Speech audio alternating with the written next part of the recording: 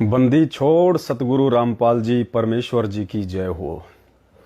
परमपिता परमात्मा सारी सृष्टि के रचनहार, कुल मालिक, असंख्य ब्रह्मांडों के स्वामी, तीनों लोकों में प्रवेश करके सबका भरण पोषण करने वाले जगत गुरु संत शिरोमणि सतगुरु रामपाल जी परमेश्वर जी के चरण कमल में देश विदेश से हम सभी सत्सेवक भाई बहनों का कोटि कोटि दंडोत प्रणाम।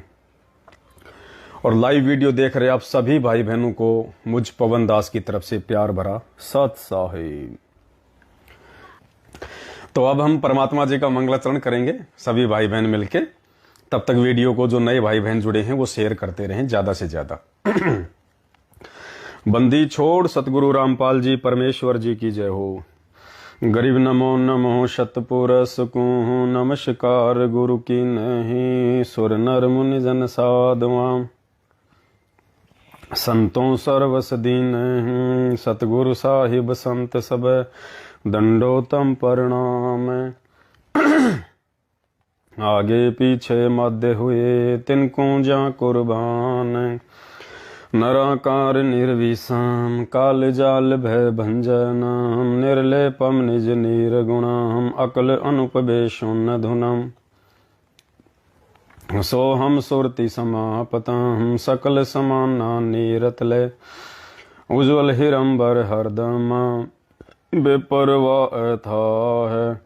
वार पार नहीं मध्य तम ग्रीव जो सुमर सिद्ध होई, गणनायक गलतन करो अनुग्रह सोही। पारस पद परवाना आदि गणेश मनाऊं, गणनायक देवन देवा चरण कंवल लो लाऊं। आदि अंत करूं सेवा परम शक्ति संगीता, हृदय सिद्धि दाता सोही। अविगत गुण है अतीता हम सत्य पुरुष निर्मोही, जगदम्बा जगदीशम मंगल रूप मुरारी।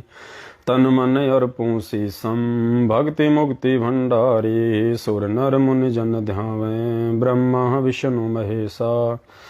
शेष सहस मुख गावें पूजय आदि गणेशा, इंद्र कुबेर सरीखा वरुण धर्म राय ध्यावें। सुमरथ जीवन जी का मन इच्छा फल पावें, 33 कोटि अधारा ध्यावें सैसे 88। उतरे भव जल पारा कट हैं यम की फांसी, 33 कोटि अधारा ध्यावें सैसे 88। उतरे भव जल पारा कट हैं यम की फांसी। बंदी छोड़ सतगुरु रामपाल जी भगवान की जय हो। बंदी छोड़ सतगुरु रामपाल जी भगवान की जय हो। बंदी छोड़ सतगुरु रामपाल जी भगवान की जय हो। दया है परमपिता परमेश्वर जी की, जिनके विशेष आशीर्वाद से हम सभी भगत भाई बहन सोशल मीडिया पे साथ संगति के माध्यम से एक दूसरे के सामने रूबरू हैं। परमपिता परमेश्वर सतगुरु रामपाल जी दाता की इसी प्रकार से हम सभी आत्माओं के ऊपर इस भक्ति मार्ग में दया बनी रहे। हम सभी आत्माओं की परमेश्वर से बारंबार कोटि कोटि दंडोत प्रणाम करते हुए यही कामना, यही इच्छा है।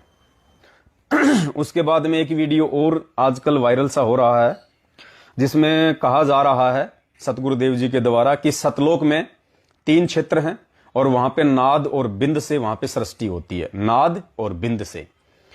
और कुछ भगत भाई बहन इस बात को जोड़ के कह रहे हैं कि ये पवनदास फालतू में संगत को भ्रमित करता है। गुरुजी ने तो सतलोक में 2 प्रकार से सृष्टि बताई है, नाद और बिंद की। फिर जो जीने की राह में और जो कबीर सागर के सरलार्थ में लिखा हुआ है कि सतलोक में मैथुन से बच्चे पैदा होते हैं और शबद से भी होते हैं, तो मैनेजमेंट ने तो सही लिखा है भाई। इस वीडियो में जो परमात्मा ने बताया है कि सतलोक में 2 प्रकार से सृष्टि है, हालांकि दास इसका विश्लेषण बहुत बार कर चुका है, लेकिन कुछ नए नए भाई बहन साथ संगत से जुड़ते हैं, वो पहले वाले वीडियो देख नहीं पाते, इसलिए दास को थोड़ा सा जिक्र करना पड़ता है। कोई बात नहीं। तो पहले आप ये वीडियो सुन लीजिए, जिसमें परमात्मा सतलोक में 2 प्रकार की सृष्टि की बात कर रहे हैं, नाद और बिंद से। गुरु प्रताप ते प्रतिमा 2 है भाई, एक नारी एक पुरुष का आई, जिसका वेद कहो समझाई, एक नाद एक बिंद का आई। अब ये बहुत लंबी कहानी है, फिर बताएंगे। इसका अर्थ ये है कि वहां परमात्मा ने वहां पर जो परमात्मा सतलोक के 3 डिवीजन है। बाहर के स्थान, बाह्य क्षेत्र में तो जैसे दिल्ली अपना एक भारत की राजधानी है, तो बाहरी क्षेत्र तो ग्रामीण क्षेत्र है, बाहरी दिल्ली कहलाते हैं। फिर वो बाजार बाजूर आगे बीच में दूसरे नंबर और तीसरे पर जहां अपना प्रधानमंत्री राष्ट्रपति भवन है वो मेन दिल्ली है। ऐसे 3 स्थान है। तो वहां पर जो बाहरी क्षेत्र है उसमें तो पहाड़, हीरे, पन्नाओं के पहाड़, वृक्ष, फलदार वृक्ष, बाग बगीचे, बहुत लंबे विस्तार है। उसके बाद फिर स्त्री पुरुष रूप में सभी हंस रहते हैं। नेक्स्ट पोर्शन में वो बिंद के हैं, बिंद से, और उससे नेक्स्ट जो स्थान है वो केवल नाद से यानी वचन से बनते हैं वहां उनकी उत्पत्ति, और वहां फिर सतपुरुष परमात्मा का स्थान है। इसका अर्थ ये परमात्मा ने सतलोक में 2 प्रकार से सृष्टि बताई है, नाद और बिंद। नाद और बिंद से, मैथुन से नहीं बताई। जबकि मैनेजमेंट ने जीने की राह में और कबीर सागर के सरलार्थ में और अन्य जगह ये लिखा है कि सतलोक में 90% संतान उत्पत्ति मैथुन क्रिया से होती है। मैथुन क्रिया से। तो यहां पे जो विरोध हमने किया है वो मैथुन क्रिया का किया है, नाद और बिंद का नहीं किया। नाद और बिंद तो है ही वहां पे। हमने कब मना किया कि वहां पे नाद और बिंद से नहीं है? हमने विरोध किया है ज्ञान आधार से मैथुन क्रिया का, कि जो मैथुन क्रिया यहां इस गंदे लोक में होती है बच्चे उत्पन्न करने के लिए, पति पत्नी का जो कर्म होता है वो करके, वो सतलोक में नहीं है। क्योंकि जब वहां पे नाड़ी तंत्र का शरीर ही नहीं है तो वहां पे मैथुन क्रिया का क्या मतलब रह गया? तो नाद और बिंद है। अब नाद और बिंद क्या है सतलोक में? पुण्यात्माओं, सतलोक में जो परमात्मा वीडियो में जिक्र कर रहे हैं 2 प्रकार की सृष्टि है।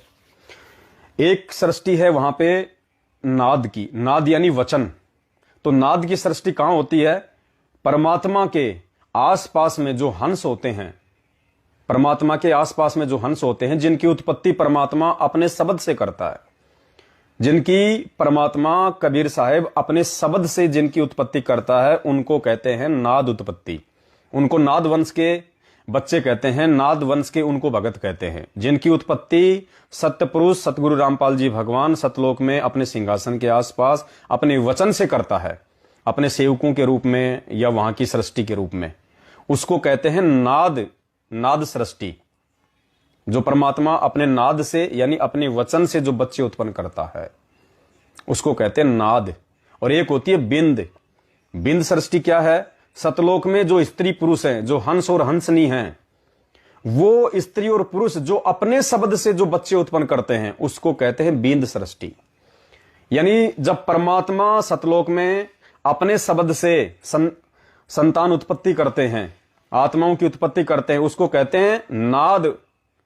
और वहां के जो भगत और जो बहन हैं, यानी वहां पे जो भगत और जो भक्तमती हैं, मतलब हम उनको उसी हिसाब से बोलेंगे, हालांकि वहां पे ऐसा कुछ नहीं है लेकिन स्त्री पुरुष के रूप में वहां पे जरूर हैं।